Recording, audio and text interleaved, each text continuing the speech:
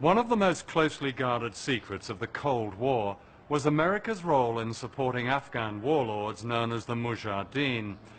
The official story is that America backed these fundamentalists in response to the Soviet invasion of Afghanistan in December 1979. But that's not true. It was 6 months before the Soviet invasion, in July of that year, that President Jimmy Carter authorized $500 million to help set up the Mujahideen, a terrorist organization. The American people were completely unaware that their government, together with the British Secret Service, MI6, had begun training and funding Islamic extremists, including Osama bin Laden. Out of this came the Taliban, Al-Qaeda, and September the 11th.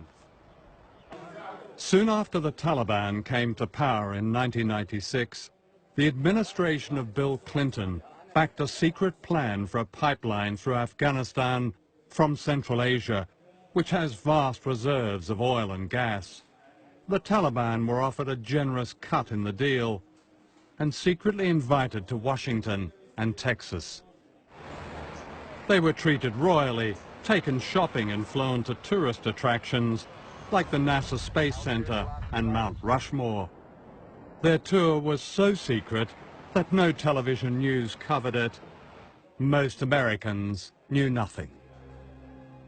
By the time George W. Bush came to power, the link between Al-Qaeda and the Taliban was an embarrassment, and September the 11th gave Bush an opportunity to get rid of them. Today, Afghanistan is run by a regime installed by the Americans, and the pipeline deal is going ahead. September the 11th also presented an opportunity to an influential group who, even by Republican Party standards, were extreme. Ray McGovern is a former senior officer of the Central Intelligence Agency, the CIA, and a personal friend of George Bush Sr., the president's father. The same people who are running U.S. policy now are people that the president's father kept at arm's length. They were referred to in the circles in which I moved when I was briefing at the top intelligence and policy levels. They were referred to as the crazies. The crazies also include Donald Rumsfeld, seen here in Baghdad in 1986, warmly greeting Saddam Hussein, who was then being armed to the teeth by America and Britain. The problem with America is not that we go around marauding around the world imposing ourselves. The problem with America in the last 10, 15 years since the end of the Cold War, really in the last 60 years, is that we've been too slow to get involved in conflicts.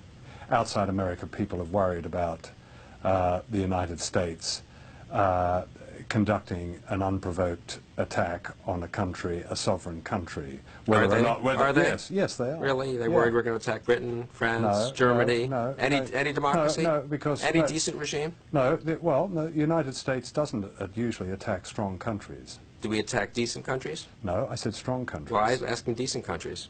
I don't know Are what people you would really call, worried the U.S. is going to go, a decent, law-abiding country, and the U.S. is going to come in and say, we don't like the look of you, we're going to depose you? Is that something the U.S. has done quite often? How many countries has the U.S. attacked in the last 15 years? Well, since World War II, there have been 72 interventions by the United States. Oh, is that right? Yes. That's ludicrous. Well, it's not ludicrous, it's true.